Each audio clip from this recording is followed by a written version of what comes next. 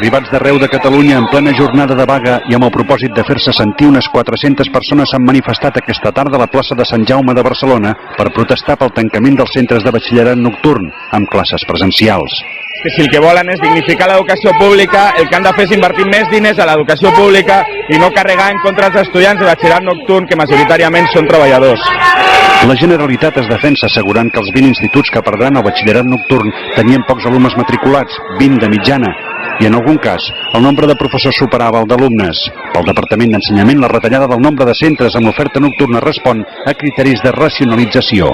Avui el batxillerat nocturn segueix tenint un paper. Forma part de les ofertes necessàries. El que hem de fer és garantir que es produeix en les condicions adequades, allà on toca i amb la qualitat exigible. Precisament demà s'obre la matriculació per estudiar a l'Institut Obert de Catalunya, que amb només 2 cursos ja té més de 7.500 alumnes.